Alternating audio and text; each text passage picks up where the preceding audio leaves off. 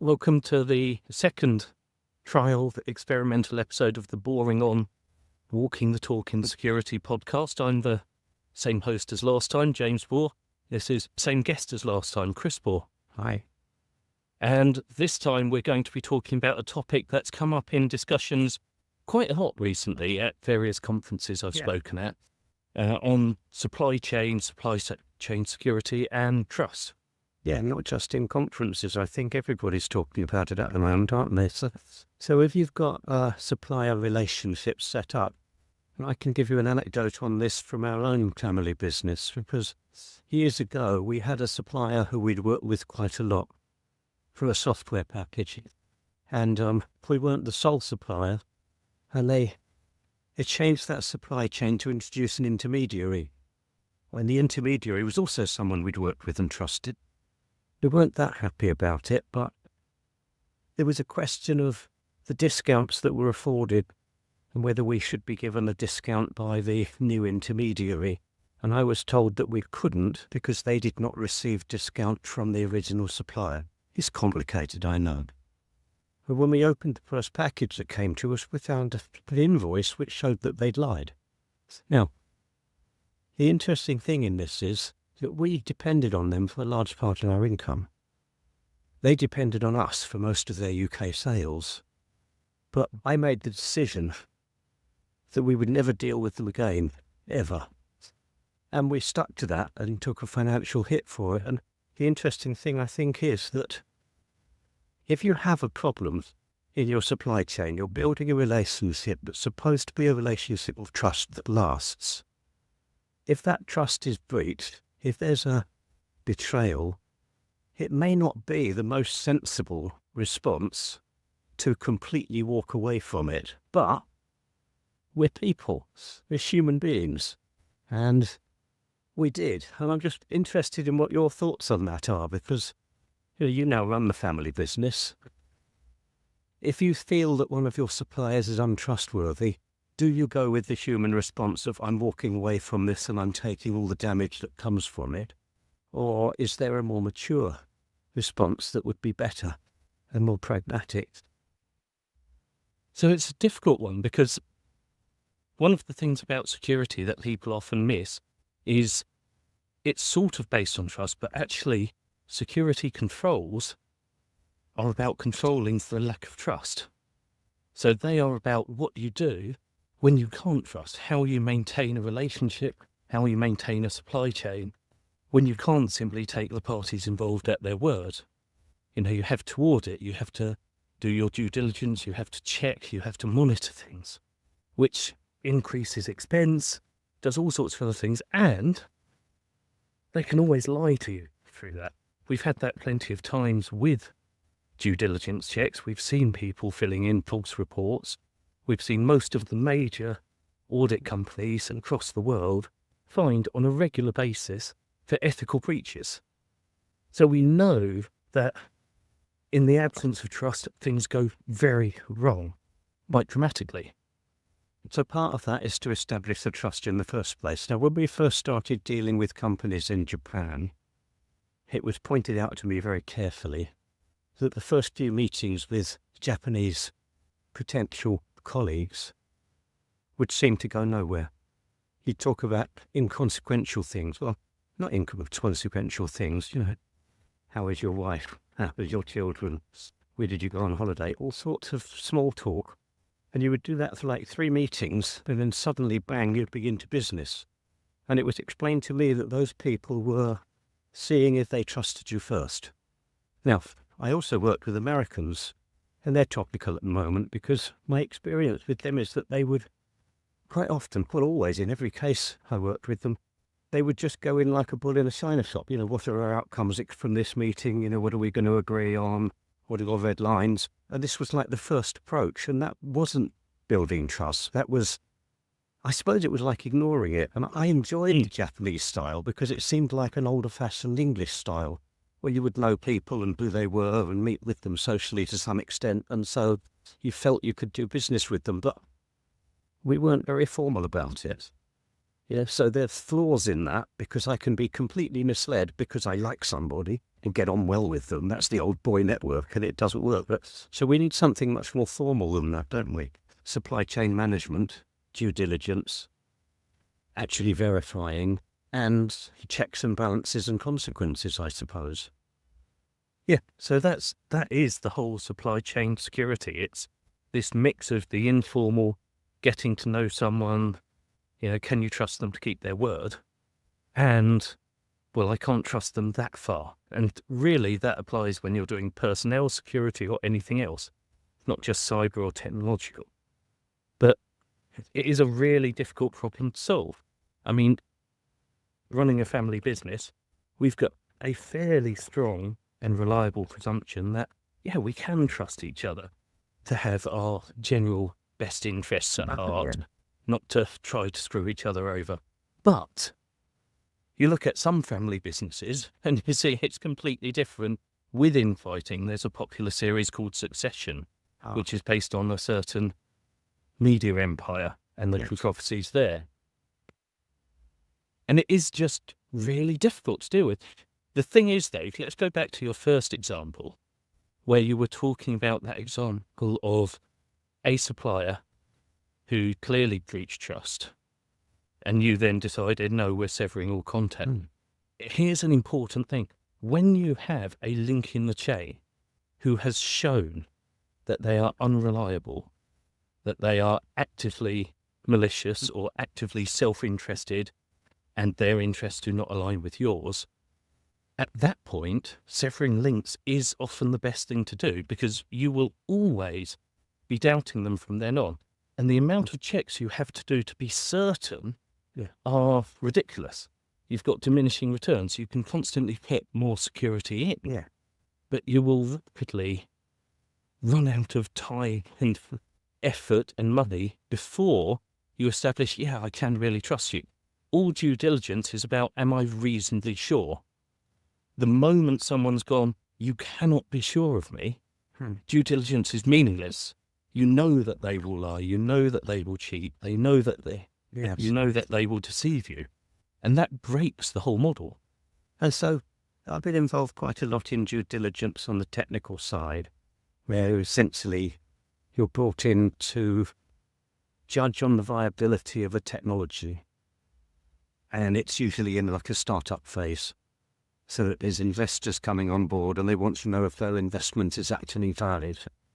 I mean, what that is. Something's unhappy And the wildlife is around.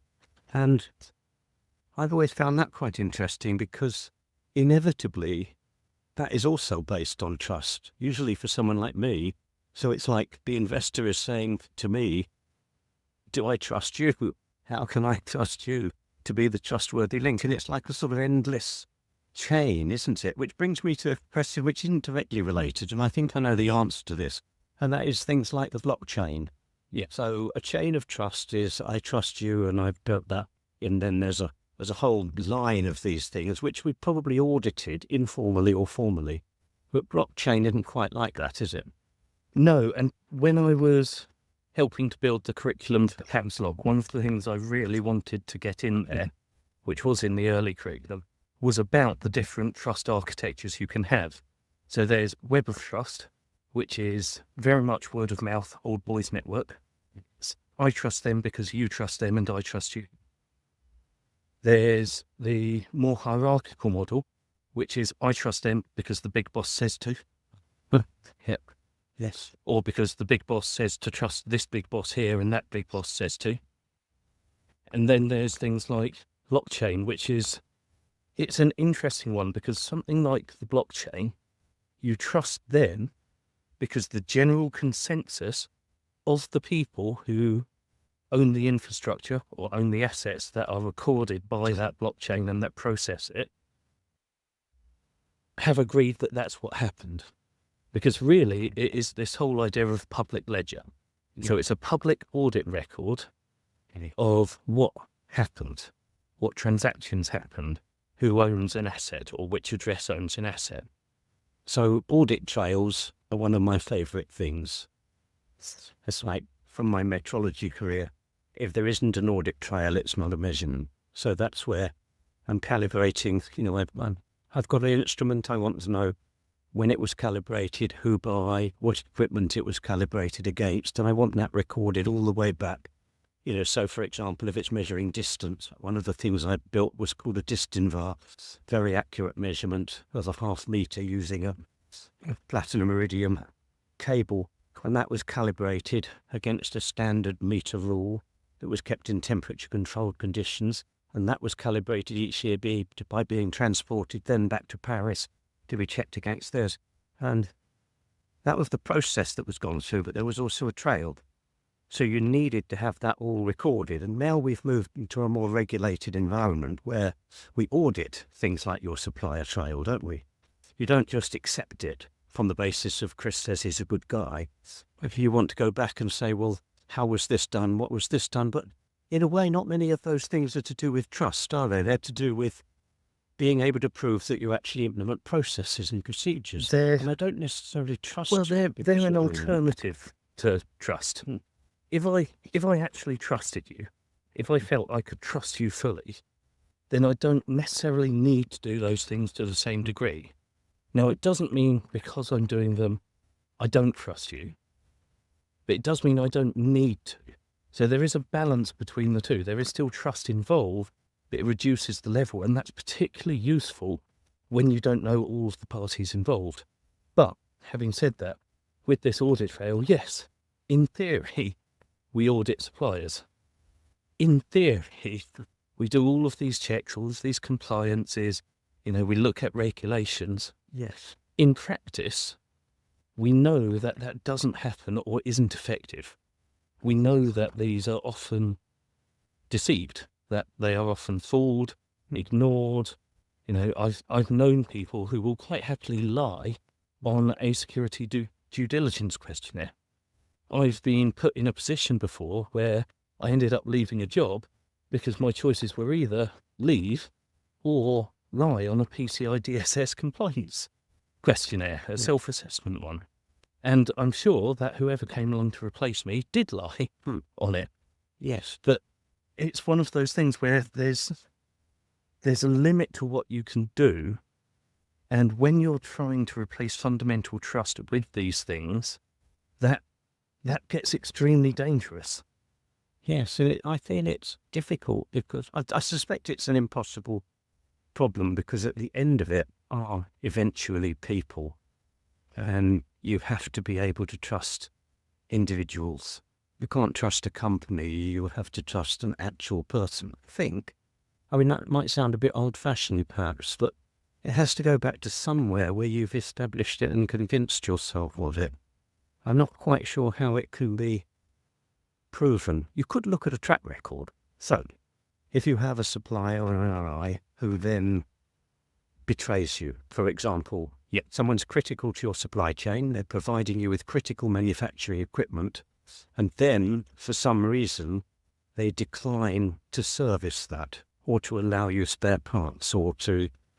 So in a sense, they've got you over a barrel, and they try to exploit that, either just to harm you or to extort from you. And you can see that would happen, but I don't see how a procedure being proven in the past can prevent that happening, because the company could always change their actual procedure, their actual policy, couldn't they? And at some point, you have to be able to say, yes, we've audited you, we've checked it all up, and that's like proving you're not a criminal. But then all you're doing is at some point someone takes over who is. Yeah, there's always the possibility of someone acting in bad faith. And this is another of the problems that comes in because people supplier due diligence is very flawed anyway. The average supplier due diligence is little more than a 200-page questionnaire or 200-question Excel spreadsheet. Yeah. And that doesn't tell you much. So we've already got a problem there. But then you add to that's sent once a year. Well, Yes. A lot changes in a year. And if the person who's doing it is their quality or test manager who actually does everything by the book, works really hard to get it right, and they move on in that year, and are replaced by someone who, let's say, doesn't have the same competency, let alone is malevolent but is not necessarily as competent, how do you pick that up? And the answer is you often don't. So there is just this presumption that you have to work with to operate in a world where we've got these very complex supply chains. You have to just say, well, I hope it's good enough. I'm going to have to trust them, otherwise I can't do anything. It shouldn't be that way, and there are ways to improve it, but you need everyone to sign up to them. And when we're talking about due diligence, a lot of it now is done with tools which are sold to make your due diligence easy. Right. So they de-skill it, and the people you want doing audit, the people you want doing due diligence, are the people who are good at audit and due diligence and interviewing and picking up that doesn't sound quite right and understand the process. Yes, okay. But the people who are now put in place to do it often aren't people with that expertise. And it's a huge problem I don't know how to fix. I mean, we do due diligence for people because we do have that expertise, and we've picked up some quite shocking things. It's I think it's a personal thing again. So I've watched your sister, my daughter, running audits, and they're usually like a friendly audit to help a company establish. And there's something to do with the way that it's being done. She's very good at it. It's much better than I am, because will kindly ask a question and note the answer to that and move on. And maybe she moves on in a particular direction because of the answer to that. But I've seen a few times where I think, oh my God, really, they really failed on that one, didn't they? And she doesn't actually go, oh, okay, let's pursue that because you failed. But it's being noted down. And for those suppliers, it's really in those cases that I've seen, it's where we're trying to help them to grow so that they know that this is the correct response, or better, that yes, you don't know, and therefore you should train yourselves or learn or implement something more robust. But again, I could see that you could easily go through that as a tick box exercise. You've answered all these questions, and I didn't note down that at that point you all went essentially with your body language, oh God, we don't do this. So it comes back to a lot of judgment, doesn't it? Which disturbs me a little bit, because I sort of felt as time has gone on that we've moved away from a world where it was all based on people knowing each other, small businesses knowing each other, a handshake, a gentleman's word, and so on, which literally is the world in which I first started, and into a world where it was more regulated. The regulator imposes certain standards, and then we audit against those standards and check them. But at the end of it, that audit isn't necessarily all that useful, is it? No, I mean, take Cyber Essentials. Cyber Essentials is not, I wouldn't call it bad. It's more complicated than that. It is useful for what it was designed for, which was to be a bare minimum. Now, on top of that, it's a self-assessment questionnaire, which isn't tested against unless you do Cyber Essentials Plus. Yes. It's fairly prescriptive, and prescriptive security is always a bugbear of mine anyway, but we'll ignore that. It's better than nothing, but you've got a lot of cases where companies are going, oh, they've got Cyber Essentials. That means we can trust their security with our most sensitive information. Yes. Well, in actual fact, they've got Cyber Essentials. So what that tells you is they've got a bare minimum. It doesn't tell you anything else. It doesn't tell you about how resilient they are. It doesn't tell you anything about the quality of their services. It doesn't tell you anything about how they vet employees. Right. It doesn't tell you any of the stuff which actually is what will affect your supply chain. Yes, and I suppose in a way, I feel like I'm over-egging it in a way, because I've sort of locked onto this idea that you can only trust a person. And, ultimately it comes down to that. If you're talking about betrayal of trust, it has to be a person at the end of it, not a system or a computer or something. Although component software architectures are an exact example where components will negotiate with each other according to the contract and whether they've been validated and verified and so on. But the breakdown in trust is quite a late stage failure, isn't it? If I am working with a bunch of suppliers and we're working together to adhere to commonly agreed standards and having transparent audits and so on, then actually that's a very healthy relationship, mostly. Your problem comes when that starts to break down, and that's quite an extreme circumstance, isn't it? And hopefully actually quite rare. So I'm focusing quite a lot on that. The audits, the due diligence, they are valid. And I agree with you about things like cyber essentials, but so long as you take it for what it is, yes, it's a pretty valid measure. It is a valid and useful measure. But if at some point somebody is tricking you on that, or worse, has just changed personality or changed leadership, then you can have a very severe problem. And that's the one that I think we're finding doesn't have a ready-made system-based solution. When you have the takeover of an entity that you have trusted in the past, Yes. Okay. and then very quickly that takeover, that change in leadership, leads to clear demonstration of unreliable behaviour, Yes. you have to assume So it flags up that something they are, when you check it. they are now unsafe. Yes. You have to find alternatives. You have to find ways around it. You have to consider them Yes. not as a risk, but actually actively as a threat. And so you need to go on not necessarily a gut feel, but a personal feeling that something is wrong here. So that's what Jenny does in the audits. At that point, something happened that triggers her to think, yes, there's something here that's questionable. And then you can bring that up later and check on it and see what's, So ultimately, again, it comes back down to people, doesn't it? Yes. And it comes back down to the client being actually diligent. So me as the client, I have to be aware that these relationships matter, and therefore I need to not just nurture them, but also examine them and say, are we still trustworthy? A large part of the most fundamental problem with all of that, and I think this is probably a good point to finish, but is that there's usually a massive imbalance of power. Ah, yes. If you look at the modern supply chain, you've got half a dozen companies who supply the vast majority of business software. Yes. Those companies all sit under the same, or largely sit under the same regulatory regime.